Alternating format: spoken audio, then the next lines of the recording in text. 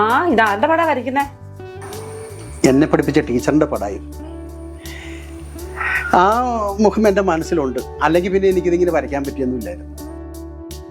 അപ്പോട്ടൻ വലിയ വരകാരനല്ലേ? എത്ര നാളായി എന്നെ ഒന്ന് വരയ്ക്കാൻ പറഞ്ഞിട്ട്. എന്നെ വരച്ചേ? നീ എൻ്റെ മനസ്സിൽ പതിഞ്ഞ ചിത്രമല്ലേ. നിന്റെ ചിത്രം ഞാൻ വരച്ചില്ലെങ്കിൽ പിന്നെ ഞാൻ ആരുടെ ചിത്രം വരയ്ക്കണം? ഏതായാലും ഒരു പണി, നാളെ വരയ്ക്കും. അത് പറഞ്ഞ പറ്റില്ല, ഇപ്പം വേണം. എടോ നല്ല മൂഡില്ലടോ, നാളെ ആവട്ടെ. ഇപ്പം വേണം. ഞാൻ റെഡി, വരയ്ക്കും.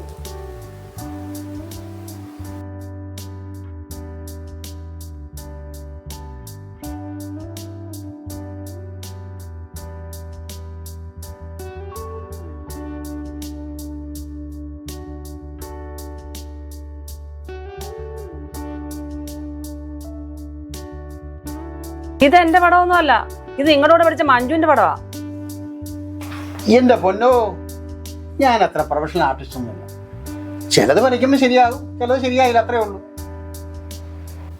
നിങ്ങളുടെ മനസ്സിൽ മുഴുവൻ മഞ്ജു നിറഞ്ഞേക്കുന്നത്, പിന്നെ എങ്ങനെ എന്നെ വരയ്ക്കാൻ പറ്റും? അങ്ങനെയൊന്നുമല്ല. നാട്ടിലുള്ള പെണ്ണുങ്ങളുടെ മുഴുവൻ പടവും വരച്ച് അതെല്ലാം ശരിയായി. ഈ മഞ്ജു അങ്ങനെ ഞാനായി. അത് മഞ്ജു അല്ല. എന്നാ പിന്നെ ഇപ്പോൾ ആരാ? കണ്ടോ കണ്ടോ കണ്ടോ, കല്ല് വെളിച്ചത്തായ കണ്ടോ? ഞാൻ എന്നാ പറയാൻ? കണ്ടോ, കാര്യം പറഞ്ഞ് മിണ്ടാ നിൽക്കുന്നു കേട്ടോ. നിനക്ക് എന്താ മഞ്ജു? പിന്നെ മഞ്ജു, നിങ്ങളുടെ മുഖത്തേക്ക് നോക്കിയേ, നോക്ക് നോക്ക്. ഞാൻ മഞ്ജു ആണോ? ഞാൻ മഞ്ജു ആണോ?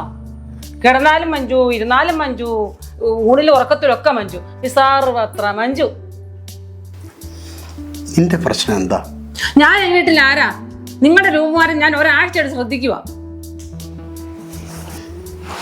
മഞ്ജു എൻ്റെ ആരുമല്ല. കഴിഞ്ഞ പൂർവ്വ വിദ്യാർത്ഥി സംഗമത്തിൽ വെച്ചാണ് ഞാൻ അവളെ അവസാനമായിട്ട് കാണുന്നത്. അപ്പം കൂടെ കൂടെ കാണാറുണ്ടല്ലേ? ഇന്ന് അവളൊരു രോഗിയാണ്. ഒരിക്കലും തിരിച്ചു വരാൻ പറ്റാത്തൊരു മാറാരോഗമാണ്. എന്തു പറ്റി? അവൾ വെന്റിലേറ്ററിലാണ്. ഏത് നിമിഷം എന്തും സംഭവിക്കാം. സോറി അപ്പോട്ടാ, കാര്യം പറയാതെ ഞാൻ എന്തൊക്കെയോ പറഞ്ഞു പോയി.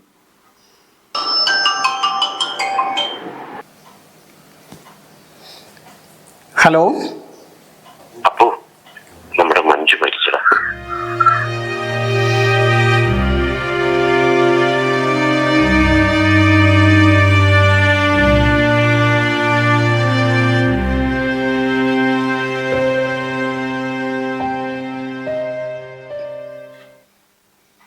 നമുക്ക് അവസാനമായി മഞ്ജുവിനെ ഒന്ന് കാണാൻ പോവാം.